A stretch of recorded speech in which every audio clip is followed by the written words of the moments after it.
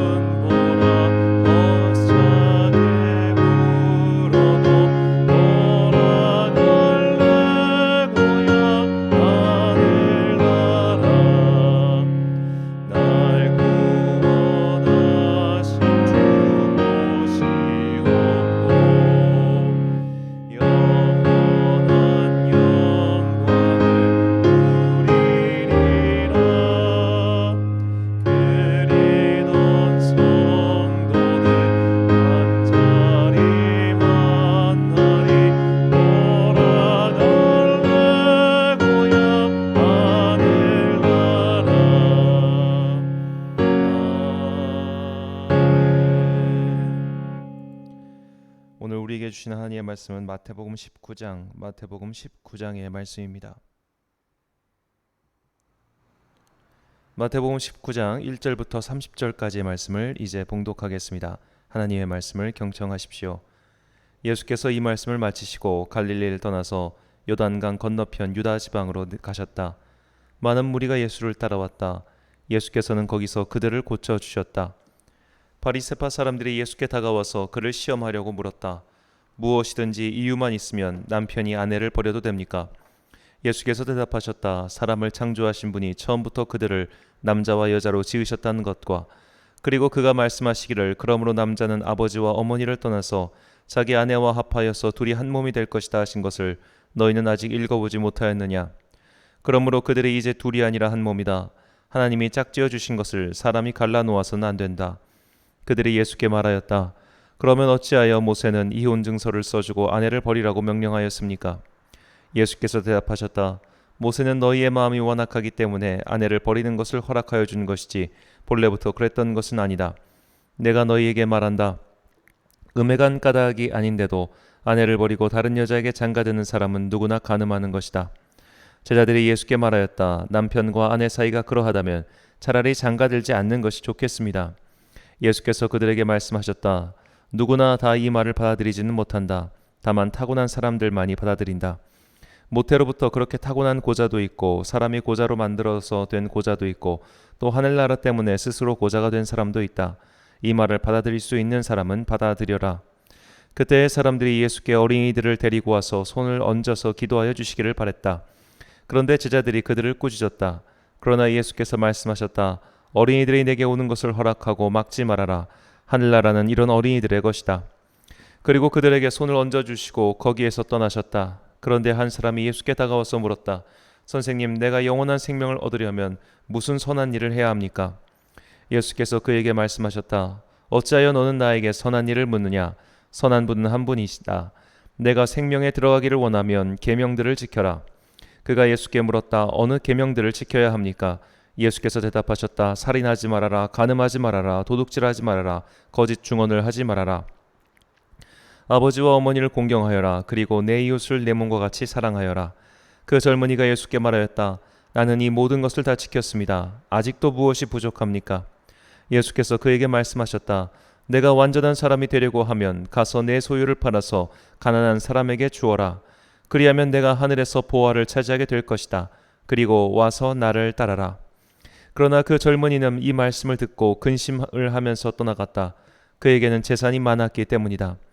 예수께서 제자들에게 말씀하셨다. 내가 진정으로 너희에게 말한다. 부자는 하늘나라에 들어가기가 어렵다. 내가 다시 너희에게 말한다.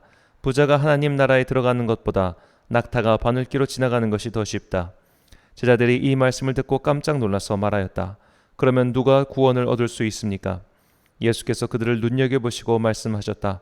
사람은 이 일을 할 수 없으나 하나님은 무슨 일이나 다 하실 수 있다. 이 말씀을 듣고 베드로가 예수께 말하였다. 보십시오. 우리는 모든 것을 버리고 선생님을 따랐습니다. 그러니 우리가 무엇을 받겠습니까? 예수께서 그들에게 말씀하셨다. 내가 진정으로 너희에게 말한다. 새 세상에서 인자가 자기의 영광스러운 보좌에 앉을 때에 나를 따라온 너희도 12보좌에 앉아서 이스라엘 12지파를 심판할 것이다. 내 이름을 위하여 집이나 형제나 자매나 아버지나 어머니나 자식이나 땅을 버린 사람은 100배나 받을 것이요 또 영원한 생명을 물려받을 것이다.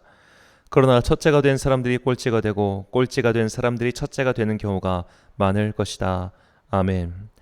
땅에 묶인 사람들이란 제목으로 하나님의 말씀 선포하겠습니다.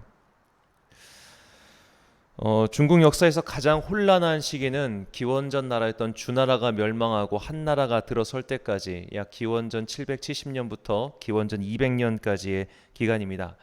이 약 500년의 기간을 춘추시대 그리고 전국시대라고 합니다. 그 전국시대를 종식시키고 잠시 중화지역에 안정을 가져다준 나라가 그 유명한 진나라이죠. 진나라의 마지막 황제였던 진나라의 왕 영정은 마침내 전국시대를 마감짓고 전국칠웅이라고 하는데 그 전국칠웅 중에 진나라가 나머지 6나라를 멸망시키고 마침내 한 나라를 만들었습니다. 이 진나라의 황제 영정은 굉장히 정력적인 왕이었습니다. 그는 당시 중국을 여러 차례 순회하면서 나라를 다스렸다고 하죠. 그렇게 나라를 다스리다 보니까 이 사람 안에 어떤 불안이 생겼습니다. 자기가 만든 제국이 자기가 죽은 이후에도 과연 제대로 작동할 수 있을 것인가. 그래서 그는 그 유명한 소위 불로초, 불로장생을 어떻게 하면 할 수 있을 것인가 해서 여기저기 사람을 보내서 그 방법을 연구했다고 합니다. 자, 그러나 그는 결국 죽었죠.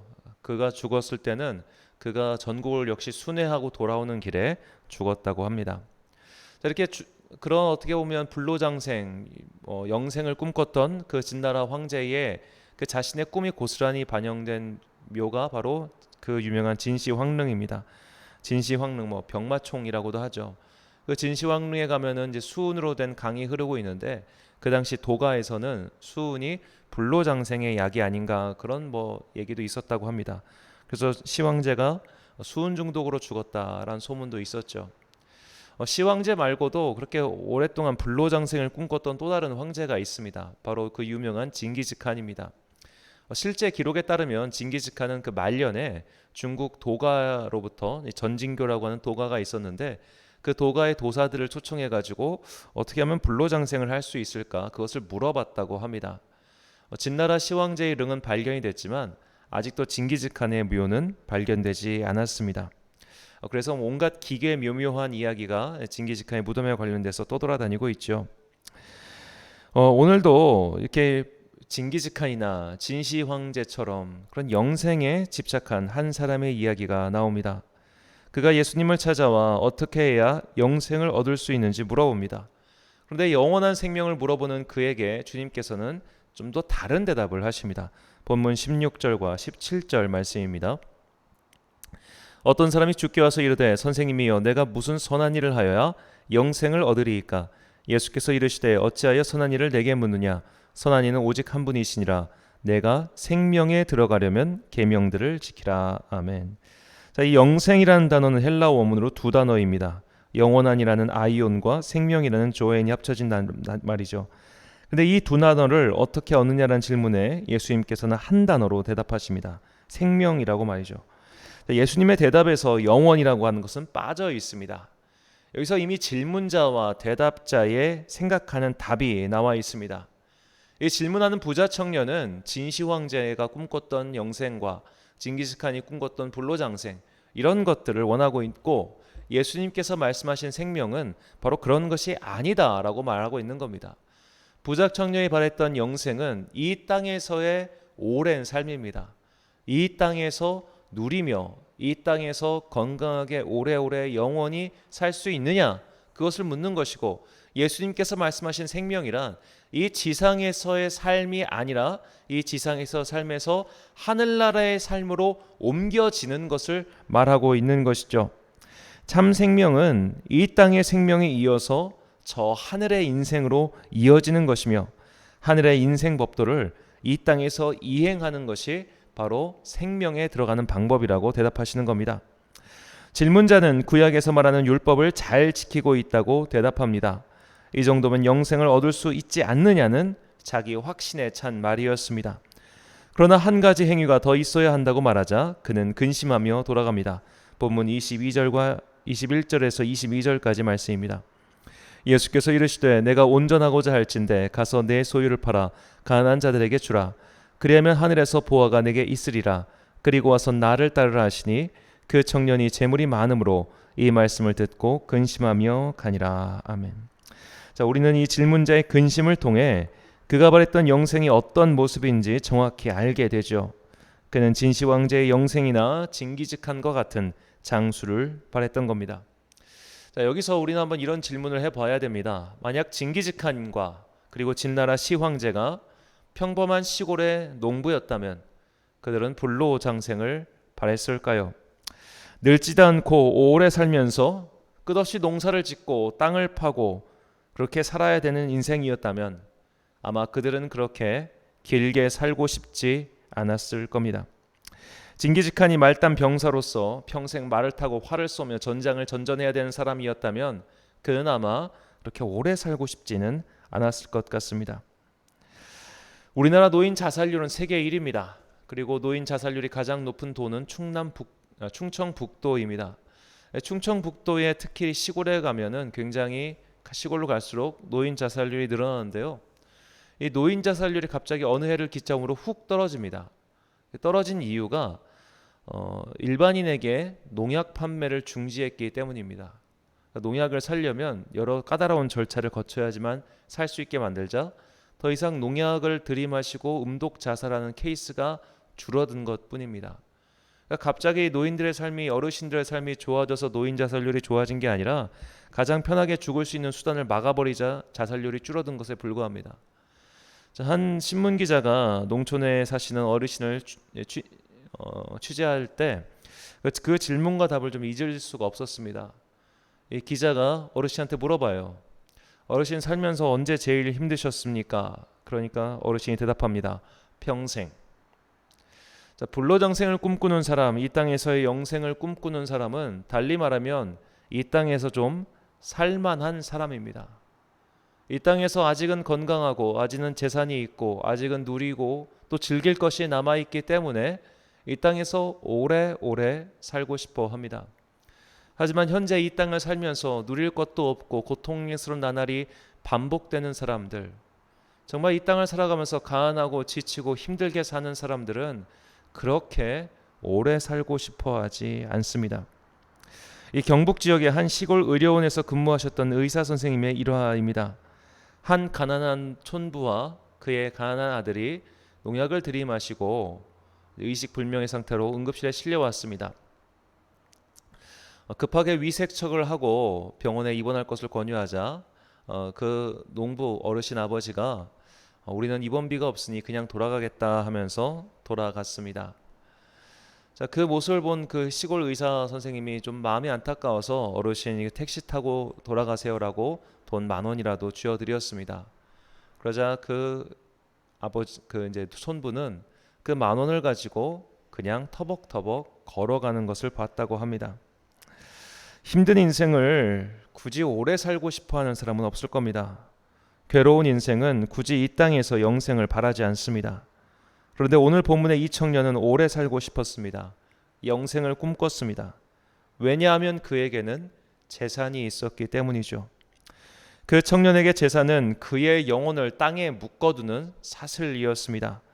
이거 다 쓰고 죽어야 하는데, 이 많은 거 다 누리고 가야 하는데, 그러기 위해서는 오래오래 살아야 하는데란 생각이 사실 가득했습니다. 그가 하나님의 율법을 지켰다고 하는 것도 사실은 오래 살기 위해 신적 존재에게 잘 보이기 위한 행동에 불과할 뿐, 그가 하나님의 나라, 하늘나라를 사모하기 때문에 한 것이 아니었습니다. 갖고 있는 재산 때문에 영혼이 땅에 묶여있는 자들에게 주님께서는 다음과 같이 말씀하십니다. 본문 23절과 24절입니다.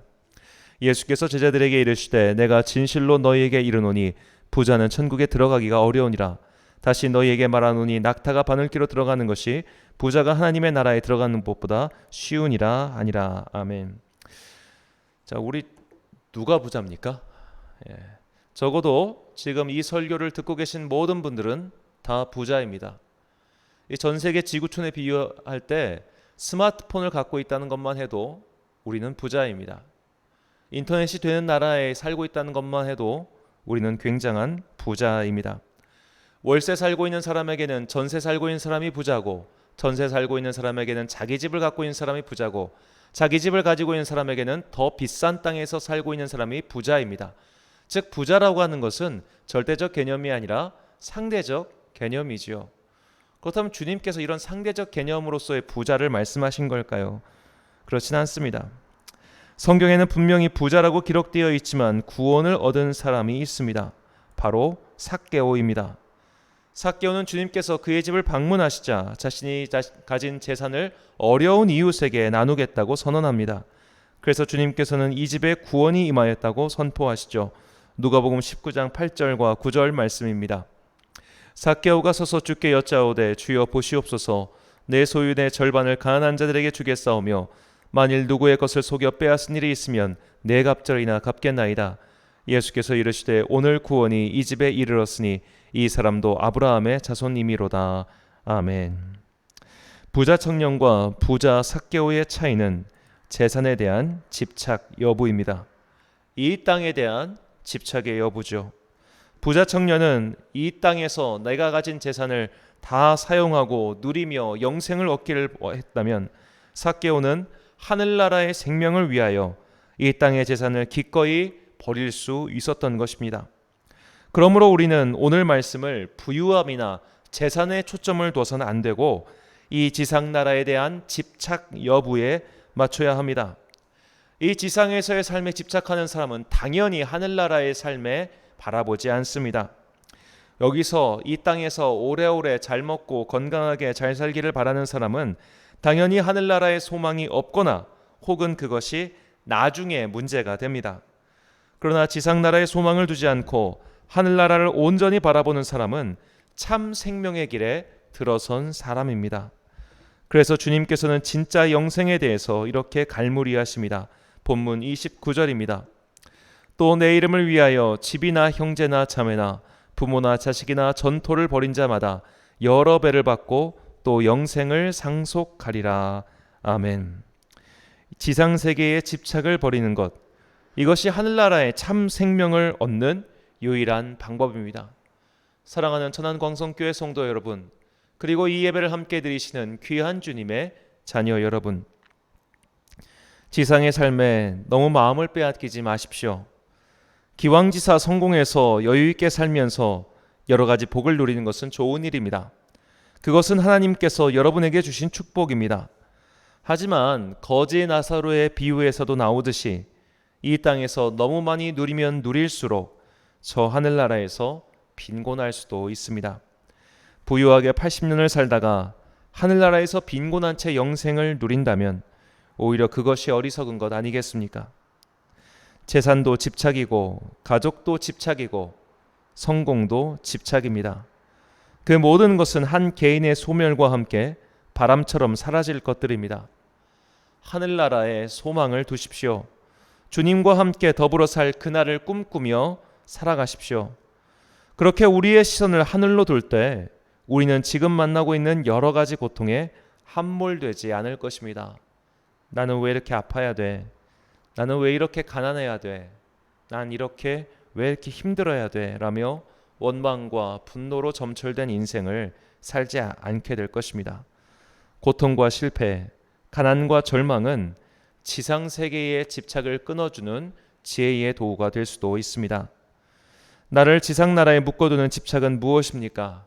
그것이 재산이든 성공이든 가족이든 그 무엇이든지 그것들을 하나씩 끊어버려야 합니다. 그때 우리는 주님께서 부르시는 그날에 성도의 본분을 지키며 그 부름에 아름답게 응답할 수 있을 겁니다. 주님께서 부르시는 그날까지 이 지상 세계의 집착을 하나둘씩 끊어가며 조용히 그날을 준비하는 여러분과 제가 되시길 간절히 축원합니다. 기도하겠습니다. 사랑과 은혜가 충만하신 아버지 하나님, 참으로 불편한 진실이지만 우리는 모두 죽습니다. 주님께서 부르시는 날이 오면 건강하든 건강하지 않든 재산이 많든 적든 우리는 반드시 그 부름에 응답할 수밖에 없습니다. 그날을 기다리며 내 영혼을 지상 나라에 묶어두고 있는 집착들을 하나둘씩 끊어가게 하옵소서. 지상 나라의 영생을 위해 재산을 투자한 부자 청년이 아니라 하늘나라의 영생을 위해 재산을 투자한 지혜로운 부자 삭개오와 같은 이들이 되게 하옵소서. 이 땅을 살아가는 동안 우리에게는 분명히 돈이 필요합니다. 우리로 하여금 너무 부유하여 이 땅에 집착하지 않게 하시고 너무 가난해서 주님을 믿는 자들이 비아냥거리가 되지 않게 하옵소서. 하늘나라의 꿈을 꾸고 있지만 지상나라로 부르신 소명이 있기에 우리는 오늘도 열심히 땀을 흘리며 살아갑니다. 연이은 무더위에 많은 이들이 지쳤습니다. 이 또한 인간의 이기심으로 인해 생겨난 지구 온난화의 결과물입니다. 끝없는 탐욕이 만들어내는 것은 지상의 지옥 뿌림을 깨닫게 해주시니 감사합니다. 욕망을 줄이고 양보하는 선한 미덕이 우리 안에서 일어나서 주님의 선한 자녀로서 이 땅을 살다가 부름받길 소망합니다. 오늘도 힘을 내어 살아가는 주님의 자녀들에게 크신 은혜와 사랑을 내려주시길 간절히 소망하며 예수님의 이름으로 기도드립니다. 아멘. 주기도문으로 새벽기도에 마치겠습니다. 하늘에 계신 우리 아버지, 아버지의 이름을 거룩하게 하시며 아버지의 나라가 오게 하시며 아버지의 뜻이 하늘에서와 같이 땅에서도 이루어지게 하소서. 오늘 우리에게 일용할 양식을 주시고 우리가 우리에게 잘못한 사람을 용서하여 준 것 같이 우리 죄를 용서하여 주시고 우리를 시험에 빠지지 않게 하시고 악에서 구하소서. 나라와 권능과 영광이 영원히 아버지의 것입니다. 아멘.